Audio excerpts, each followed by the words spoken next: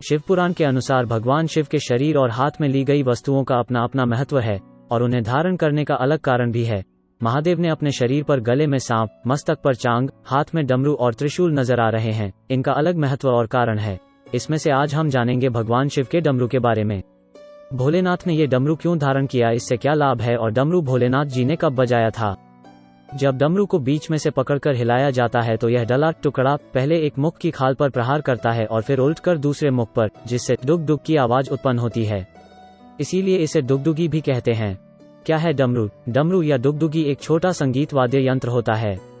हमारी रिसर्च अनुसार डमरू का हिंदू, तिब्बती और बौद्ध धर्म में बहुत महत्व माना गया है। भगवान शंकर के हाथों में डमरू को दर्शाया गया है।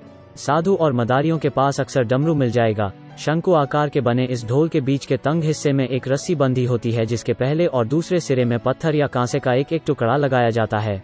डमरू की 14 आवाजें। रिसर्च अनुसार जब डमरू बजता है तो उसमें से 14 तरह के साउंड निकलते हैं।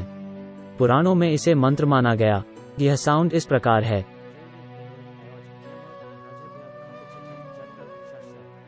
उक्त आवाजों में सृजन और विध्वंस दोनों के ही स्वर छिपे हुए हैं।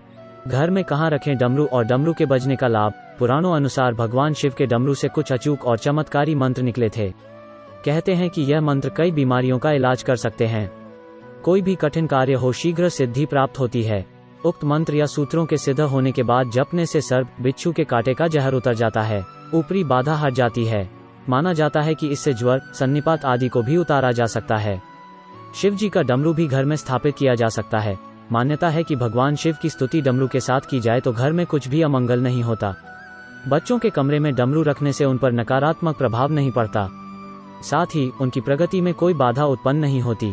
डमरू की ध्वनि बेहद शक्तिशाली होती है। इससे तनाव को कम करने में मदद मिलती है और मन शांत रहता है। डमरू की शक्ति। डमरू की ध्वनि जैसी ही ध्वनि हमारे भीतर भी बजती रहती है। इसे अ, उ और म या ओम कहते हैं। डमरू भगवान शिव का वाद्ययंत्र ही नहीं, यह बहुत कुछ है। इसे बजाकर भूकंप लाया जा सकता है और बादलों में भरा पानी भी बरसाया जा सकता है। डमरू की आवाज यदि लगातार एक जैसी बजती रहे तो इससे चारों ओर का वातावरण बदल जाता है। यह बहुत भयानक भी हो सकता है और सुखदायी भी। डमरू के भयानक आवाज से लोगों के हृदय भी फट सकते हैं। कहते हैं कि भगवान शंकर इसे बजाकर प्रलय भी ला सकते हैं।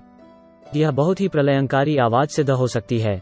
डमरू की आवाज में कई रहस्य छिपे हुए हैं। शिव जी ने डमरू क्यों बजाया? धार्मिक ग्रंथों के अनुसार संगीत की देवी सरस्वती के अवतरित होने पर उनकी वाणी से निकलने वाली ध्वनि सुर और संगीत रहित थी। उस समय भगवान शिव ने 14 बार डमरू बजाया और अपने तांडव नृत्य से संगीत की उत्पत्ति की थी। तभी से भोलेनाथ को संगीत का प्रवर्तक कहा जाता है।